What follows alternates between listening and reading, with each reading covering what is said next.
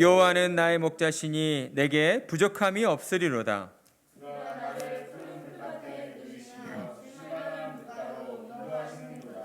내 영혼을 소생시키시고 자기 이름을 위하여 의의 길로 인도하시는도다.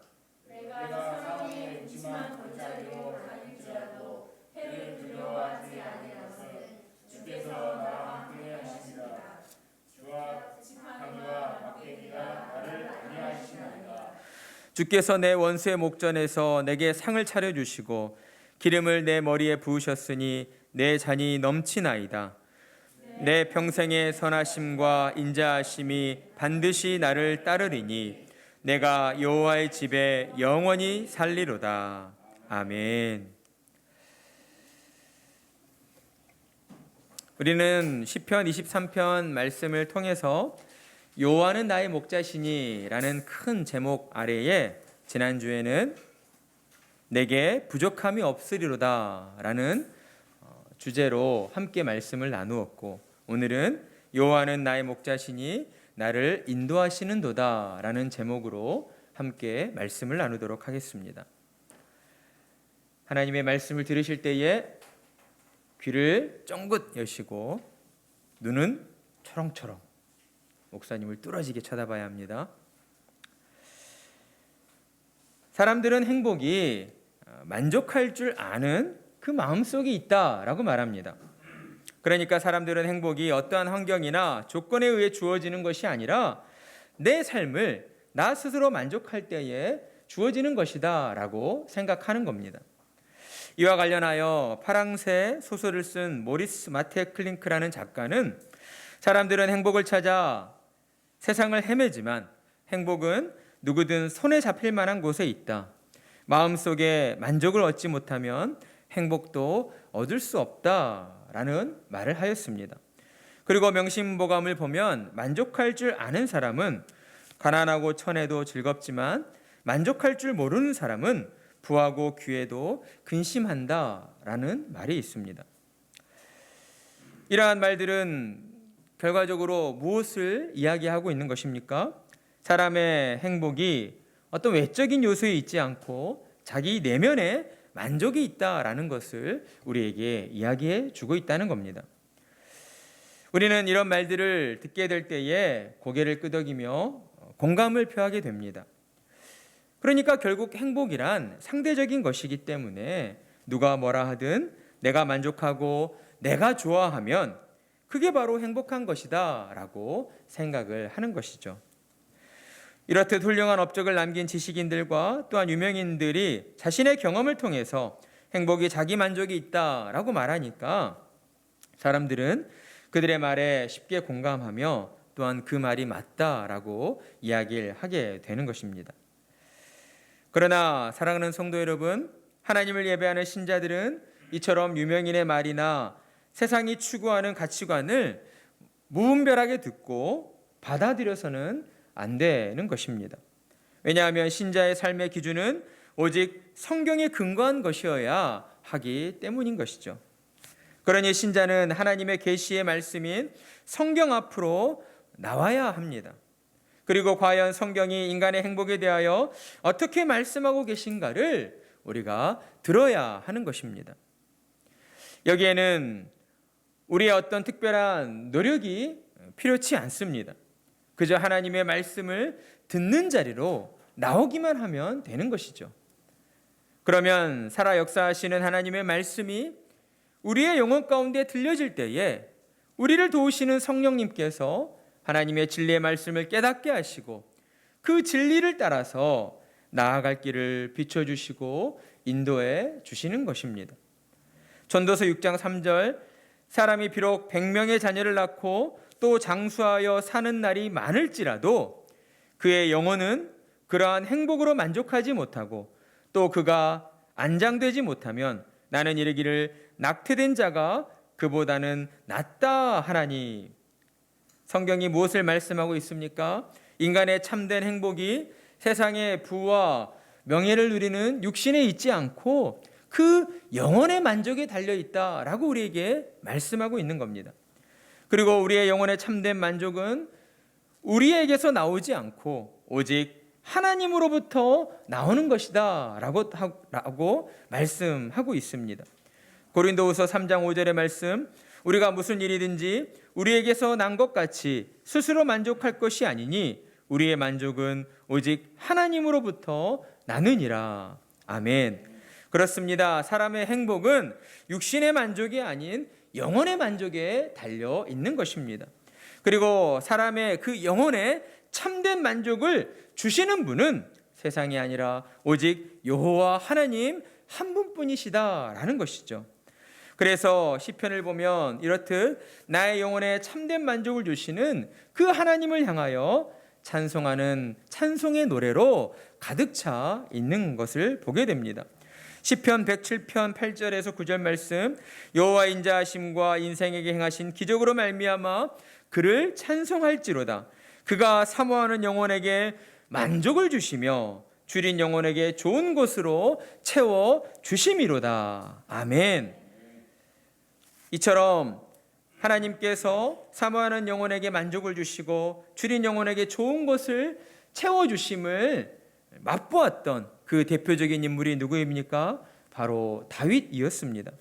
우리는 지난 주일에 여호와는 나의 목자시니 내게 부족함이 없으리로다 라는 다윗의 고백을 함께 나누었습니다. 사실 다윗은 결코 부족함이 없다라고 말할 수 있는 그런 넉넉한 형편에 놓인 사람이 아니었습니다. 다윗은 하나님이 택하셔서 이스라엘의 왕으로서 기름 부음을 받았지만 그 앞에 놓여져 있는 그의 인생은 참으로 고된 인생이었고 여러 가지 역경이 끊이질 않는 그러한 힘든 삶이었다라는 것입니다. 우리 같았으면 어땠을까요? 하나님, 저 왕 필요 없습니다. 왕 되지 않겠습니다. 그냥 편히 살도록 저 좀 내버려 두십시오. 이렇게 이야기를 했을지도 모르겠습니다. 그러나 다윗은 그렇지 않았던 것이죠. 그 마음의 중심에 오직 여호와 하나님만을 바라보았던 다윗은 이유 없이 자신을 죽이려 하는 사울을 향해서도 억울한 감정이나 분을 품지 않았던 것입니다. 그리고 자신을 죽이려 하는 사울을 없앨 수 있는 저러의 기회 앞에서도 다윗은 자신의 뜻이 아닌 하나님의 뜻에 순종했다라는 것이죠. 다윗은 고난과 역경 속에서도 오직 하나님만을 신뢰함으로 자신의 모든 삶을 하나님께 맡겨드리는 그러한 믿음의 삶을 살아갔던 것입니다. 그런 다윗을 하나님께서는 매우 기뻐하셨던 것이죠. 하나님만을 온전히 경외하며 하나님 뜻에 순종하는 다윗에게 하나님은 그의 영혼을 성령 충만함의 은혜로 채워주셨습니다. 그러자 다윗의 마음은 하나님의 은혜로 말미암아 100% 충전되게 된 것이죠. 따라서 다윗이 여호와는 나의 목자시니 내게 부족함이 없으리로다 라고 고백하는 것은 다윗이 앞으로 그렇게 역사하실 하나님을 믿습니다 라고 고백한 것이 아니라 자신의 육신이 지금은 비록 고난과 역경 가운데 놓여 있을지라도 자기의 영혼 가운데 하나님의 은혜로 100% 충전하여 주시는 그 은혜로 말미암아 진정으로 어떠한 부족함도 느끼지 못하는 참된 만족을 누리고 있습니다 라고 하나님께 고백드렸던 것입니다. 여러분은 다윗의 이 같은 고백을 듣고 어떠한 마음이 드십니까? 다윗은 하나님이 특별히 사랑하셔서 이스라엘의 왕으로 기름 부음 받은 자이기 때문에 장차 왕이 될 사람이기 때문에 다윗이 이렇게 고백한 것은 당연한 것이다 라고 생각하시진 않으십니까? 만약 그렇다면 여러분은 다윗과 비교했을 때에 하나님으로부터 어느 정도의 사랑을 받고 있다라고 생각하고 계십니까? 여러분이 믿으실지 모르시겠지만 사실 여러분은 다윗과 비교될 수 없을 정도의 큰 사랑을 하나님께로부터 받고 있다라는 것입니다. 왜 그렇습니까? 다윗은 장차 앞으로 미래에 이루어질 하나님의 나라를 믿음의 눈으로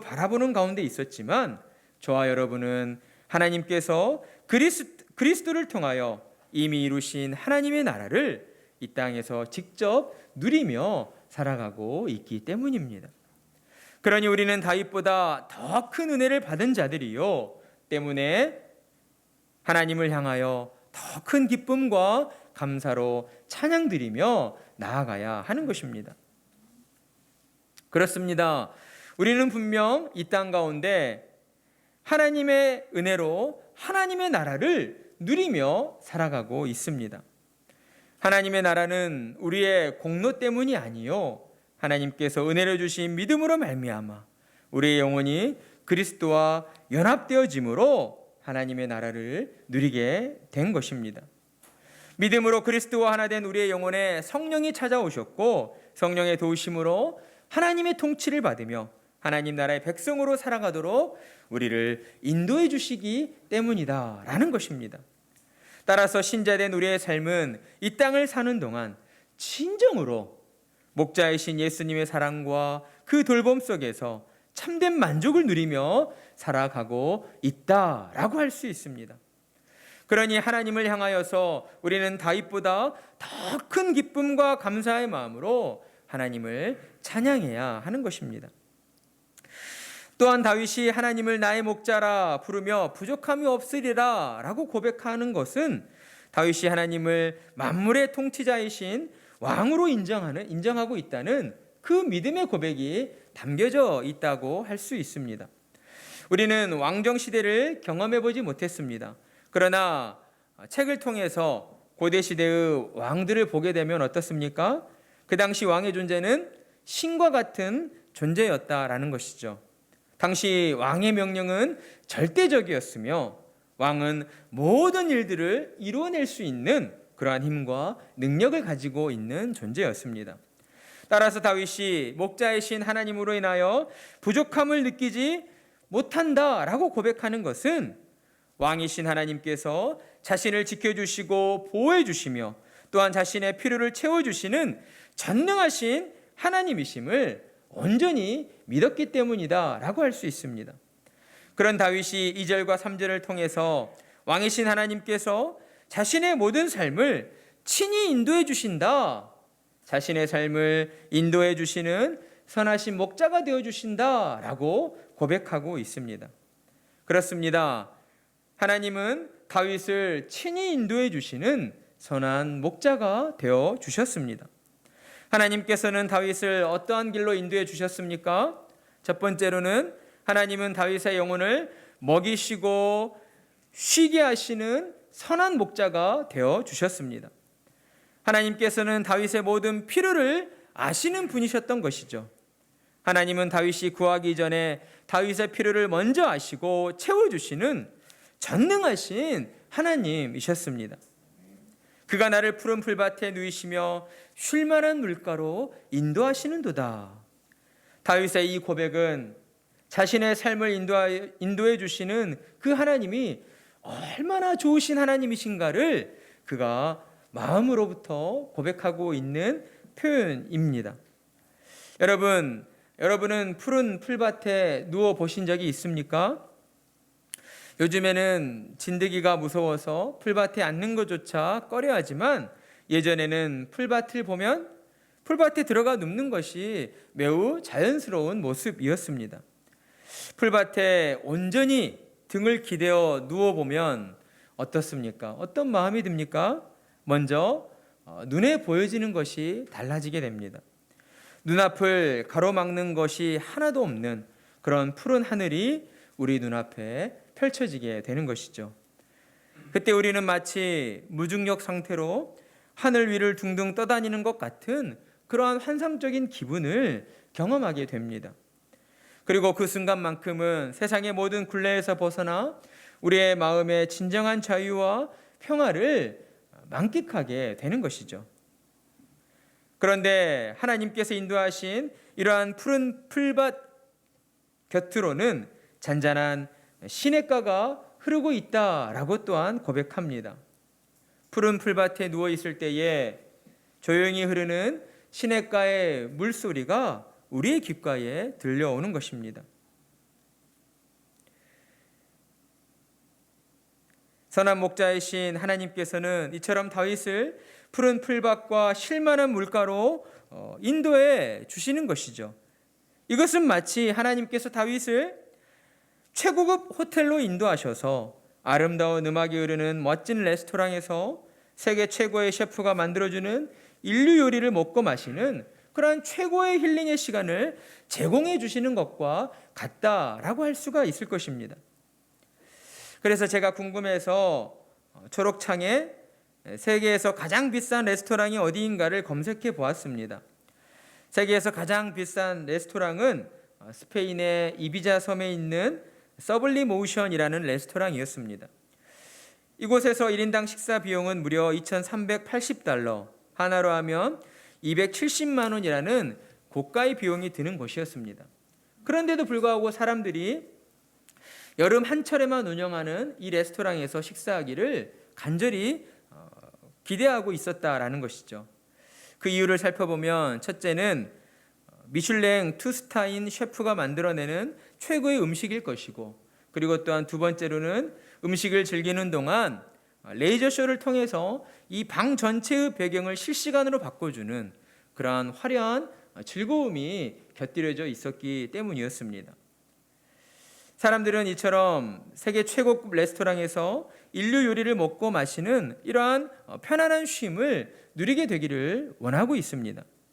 그러나 결정적인 문제가 있는 것은 이 모든 것을 누리기 위하여 내가 직접 그 많은 비용들을 지불해야 한다는 것이죠. 그리고 그렇게 비싼 비용을 들여서 지불했음에도 불구하고 그러한 맛과 재미와 즐거움을 누릴 수 있는 그 시간들이 고작 몇 시간에 불과하다는 것입니다. 그러나 다윗이 고백하는 푸른 풀밭과 쉴만한 물가는 자신이 어떠한 비용도 지불할 필요가 없는 곳이었습니다. 그리고 한 번 쉬었다 끝나는 그런 곳이 아니라 영원토록 다윗에게 참된 평화와 참된 자유와 쉼을 주어지는 그런 곳이었다라는 것입니다. 왜 그렇습니까? 하나님이 다윗을 인도하신 푸른 풀밭과 쉴만한 물가는 바로 하나님 자신이었기 때문이다라는 겁니다.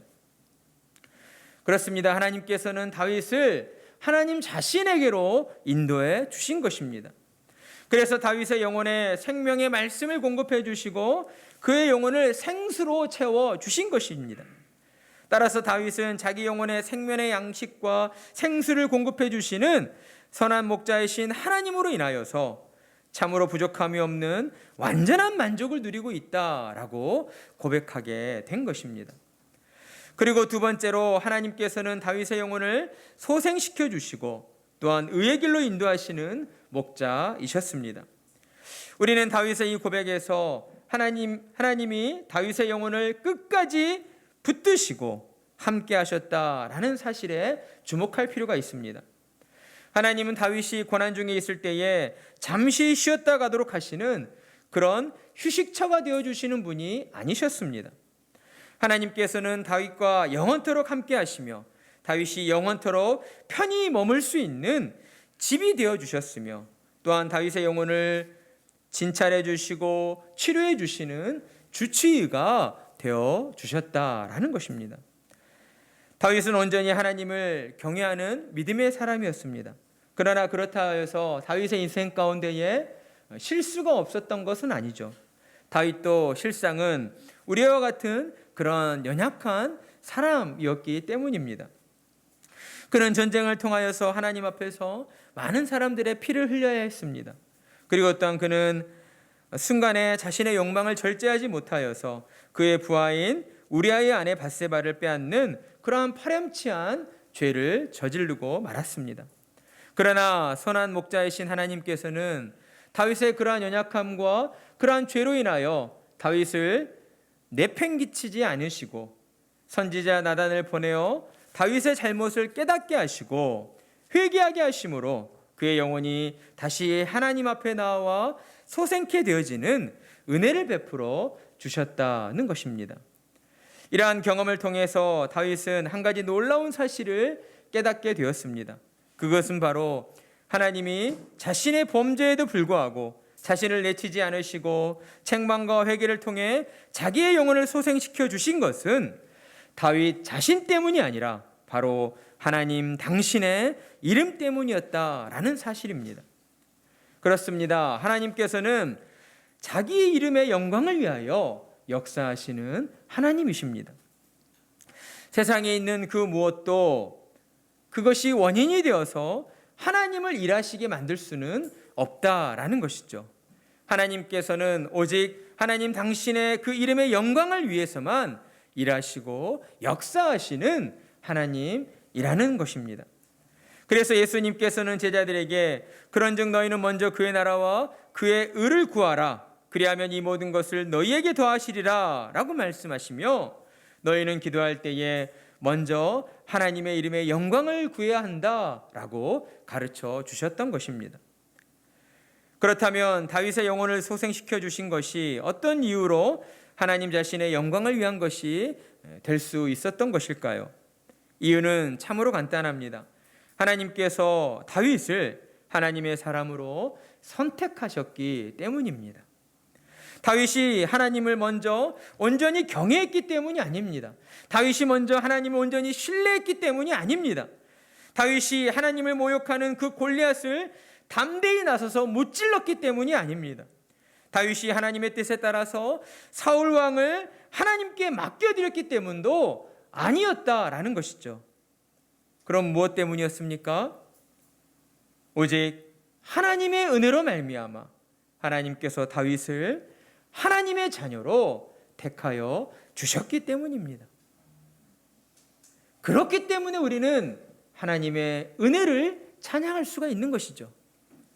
우리 자신을 돌아볼 때에 우리가 하나님 앞에 떳떳이 설 수 있다라고 말할 수 있는 사람이 누가 있겠습니까? 단 한 사람도 없는 것이죠. 오직 하나님의 은혜로 말미암아 우리는 하나님 앞에 설 수 있게 된 것입니다. 그러니 우리는 이 땅을 사는 동안 늘 하나님을 찬양하고 늘 하나님께 감사드리는 삶을 살아야 하는 것입니다. 하나님께서는 이처럼 전능하시고 영원하시고 불변하신 하나님이시죠. 때문에 하나님은 당신이 선택하신 사람을 포기하시거나 내치시는 일이 없으신 하나님이십니다. 하나님의 선택하심에는 어떠한 실수나 한치의 오류도 있을 수 없는 것이죠. 하나님께서는 선택하신 것을 바꾸시거나 변경하시는 분이 아니십니다. 때문에 하나님께 택함을 받은 사람은 그가 비록 작은 실수나 어떠한 잘못으로 인하여 넘어질지라도 그것으로 인하여 버림받는 것이 아니라 하나님은 다시 그를 붙잡아 주시고 그를 책망하시고 회개케 하심으로 영원한 하나님 나라의 백성으로 하나님의 영광을 위하여 살아가도록 인도해 주신다라는 겁니다. 다윗은 이러한 하나님의 속성을 그의 삶의 여정을 통해서 온전히 깨달아 알고 있었습니다. 그래서 다윗은 자신이 처한 어떠한 순간에서도 하나님을 향한 신뢰를 잃지 않았던 것이죠. 사랑하는 성도 여러분, 그렇습니다. 저와 여러분도 다윗과 마찬가지로 우리는 하나님의 은혜로 말미암아 하나님의 택함을 받고 하나님 나라의 백성이 된 자들입니다. 하나님께서 친히 푸른 풀밭과 쉴만한 물가가 되어주시며 다윗을 하나님 자신에게로 인도해 주신 것처럼 하나님께서는 오늘도 저와 여러분을 하나님 당신에게로 인도해 주시고 계신다라는 것입니다. 그러니 우리는 그 믿음을 가지고 날마다 하나님 앞으로 한 걸음 한 걸음 나아가야 할 것입니다.